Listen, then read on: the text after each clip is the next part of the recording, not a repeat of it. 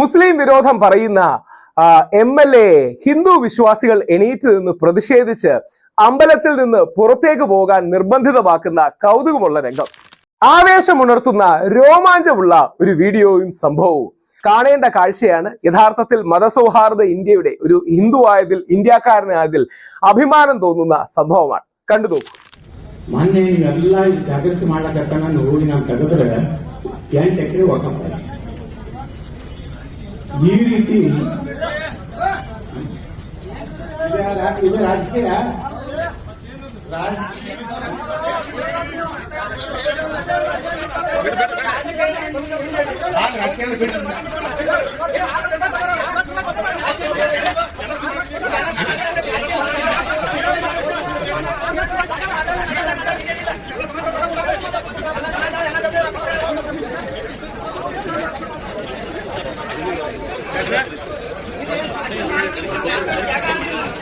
വളരെ കൗതുകമുള്ള ഒരു സംഭവം നവംബർ 11 അരങ്ങേറുകയുണ്ടായി.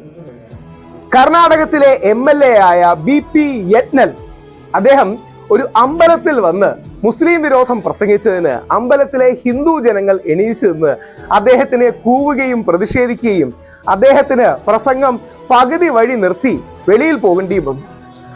അലാമ പ്രഭു ടെമ്പിൾ എന്നാണ്, അലാമ പ്രഭു എന്നാണ് ഈ അമ്പലത്തിന്റെ പേര്. അവിടെ വെച്ചാണ് ഈ MLA BP യത്നൽ, അദ്ദേഹം BJPയുടെ ഒരു MLA ആണ്. അദ്ദേഹത്തിന്റെ പൂർണ്ണമായ നാമം ബസന ഗൗഡ പാട്ടിൽ യത്നൽ. അദ്ദേഹം വളരെ മുതിർന്ന ഒരു MLA കൂടിയാണ്. അദ്ദേഹം ചേർഡൽ, ബഗൽകോട്ട് ജില്ലയിലെ ചേഡലിനാണ് നവംബർ 11 പ്രസംഗത്തിന് വന്നത്. അദ്ദേഹത്തെ ആയിരുന്നു ഈ അമ്പലക്കാർ ഇനോഗ്രേഷൻ വിളിച്ചത്. ഓർക്കണം, ഇനോഗ്രേഷൻ വിളിച്ച് അവർ മുഖ്യാതിയായി വിളിച്ച വ്യക്തിയാണ്. എന്നിട്ട് അദ്ദേഹം അമ്പലത്തിൽ വന്ന് ദൈവത്തെക്കുറിച്ചോ ഹിന്ദു സംസ്കാരത്തെക്കുറിച്ചോ ക്ഷേത്രങ്ങളെക്കുറിച്ചോ വിശ്വാസികളുടെ ഒരുമയോ ഐക്യത്തെയോ നന്മയെക്കുറിച്ചോ ഒക്കെ സംസാരിക്കുന്നതിന് വരെ മുസ്ലിം വിരോധം, ഇസ്ലാമോഫോബിയ സംസാരിച്ചു തുടങ്ങി.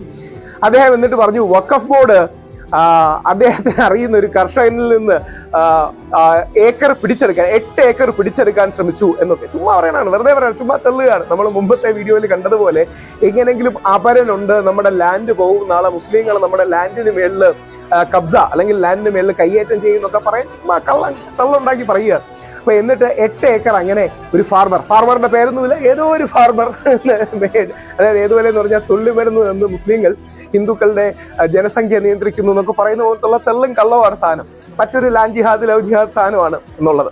അപ്പോ അങ്ങനെ മുസ്ലിം വിരോധവും ഇസ്ലാമോഫോബിയയിൽ ഇദ്ദേഹം ഇങ്ങനെ കത്തിപ്പെടാൻ തുടങ്ങിയപ്പോൾ അവിടുത്തെ യഥാർത്ഥ ഹിന്ദു വിശ്വാസികൾ, ക്ഷേത്രവിശ്വാസികൾ, ദേവനിലും അലാമ പ്രഭുവിലും ഒക്കെ വിശ്വസിക്കുന്ന ആൾക്കാർ എണീച്ചു നിൽക്കുകയും പ്രതിഷേധിക്കുകയും കൂവുകയും ഇത്തരം അനാവശ്യ വിഷയങ്ങൾ, അതായത് മുസ്ലിം വിരോധത്തിന്റെയും ഇസ്ലാമോഫോബിയയുടെയും വിഷയങ്ങൾ ഇവിടെ പ്രസംഗിക്കരുതെന്ന് പറയുകയും അത് മതസൗഹാർദ്ദം കൂടി ഉള്ളതാണ്. ഏറ്റവും പ്രധാനപ്പെട്ടതാണ് നമ്മുടെ ഈ മുസ്ലിം സഹോദരങ്ങളും ഞങ്ങളും ഒരുമിച്ച് ചേർന്ന് ഇവിടെ ജീവിക്കുന്നതെന്നും ഈ അമ്പലത്തിന്റെ കൺസ്ട്രക്ഷന് പോലും മുസ്ലിം സഹോദരങ്ങളുടെ ഭാഗത്തു നിന്ന് ഉദാരമായ സപ്പോർട്ടും സംഭാവനയും ഉണ്ടായെന്നും 6 ലക്ഷം രൂപയോളം മുസ്ലിം സഹോദരങ്ങൾ അവരുടെ ഹിന്ദു സഹോദരങ്ങൾക്ക് വേണ്ടി, മതസൗഹാർദ്ദത്തിന് വേണ്ടി 6 ലക്ഷം രൂപ ഈ അമ്പലത്തിന്റെ കൺസ്ട്രക്ഷന് പോലും അവർ സംഭാവന ചെയ്തു. അങ്ങനെ എല്ലാ ഫെയ്ത്തുകളും ഒരുമിച്ച് നിന്ന്, അതൊരു പരസ്പരമുള്ള സംസ്കാരത്തിന്റെ ഭാഗമാണ്. നമ്മൾ ക്രിസ്ത്യൻ പള്ളിക്കാണെങ്കിലും മുസ്ലിം പള്ളിക്കാണെങ്കിലും ഹിന്ദു ക്ഷേത്രത്തിനാണെങ്കിലും പരസ്പരമുള്ള ആഘോഷങ്ങൾക്കാണെങ്കിലും ഒക്കെ പങ്കുചേരുന്നതിന്റെ ഭാഗമായി ഒരുമിക്കുകയും സംഭാവന ചെയ്യുകയും ഒക്കെ ചെയ്തതാണ്.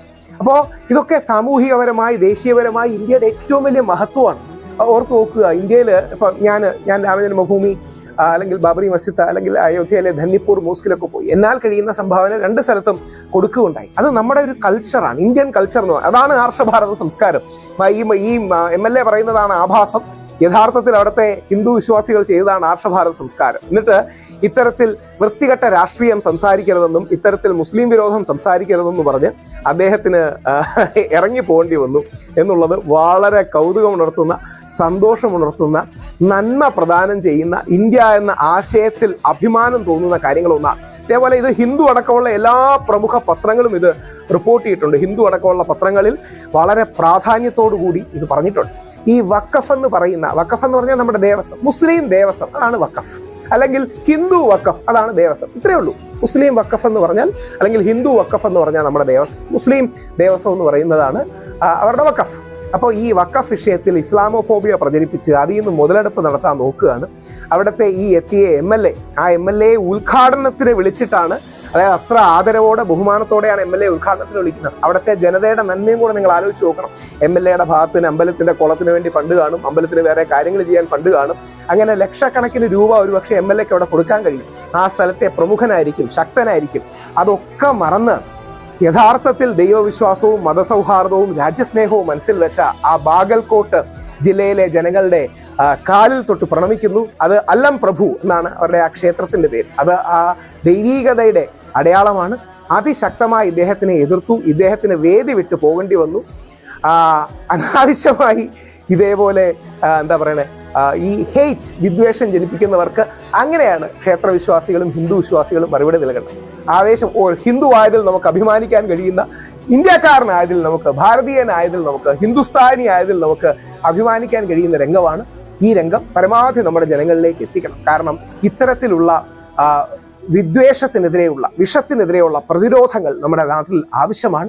അതിശക്തമായ രീതിയിൽ തന്നെ. അതിന് പാർട്ടിയൊന്നും നോക്കണ്ട, ഏത് പാർട്ടിയിലും ഉണ്ടാവും. ഇപ്പൊ ഏറ്റവും കൂടുതൽ മുസ്ലിം വിരോധം എന്ന് പറയുന്നത് ഹിമന്ത് ബിശ്വ ശർമ്മയാണ്. ആസാമാണ്. പുള്ളി RS-കാരനൊന്നുമല്ല, പഴയ കടുത്ത കോൺഗ്രസ്സുകാരനായിരുന്നു, രാഹുൽ ഗാന്ധിയുടെ അടുത്ത ആളായിരുന്നു. പിന്നീട് സ്ഥാനം കിട്ടാൻ വേണ്ടി, ആസാം മുഖ്യമന്ത്രിയാകാൻ വേണ്ടിയും ആസാം മുഖ്യമന്ത്രിയായി തുടരാൻ വേണ്ടിയും ഈ മുസ്ലിം വിരോധം പറയുന്നു എന്ന് മാത്രമേ ഉള്ളൂ. അപ്പോൾ പാർട്ടി ഭേദമന്യേ മുസ്ലിം ഫോബിയ അല്ലെങ്കിൽ ഇസ്ലാമോഫോബിയയും ഹിന്ദു ഫോബിയയും ക്രിസ്ത്യൻ ഫോബിയയും എല്ലാ ഫോബിയയും എതിർക്കണം. മതസൗഹാർദ്ദം എന്ന മഹാത്മാഗാന്ധിയുടെ ആശയം നിലകൊള്ളണം.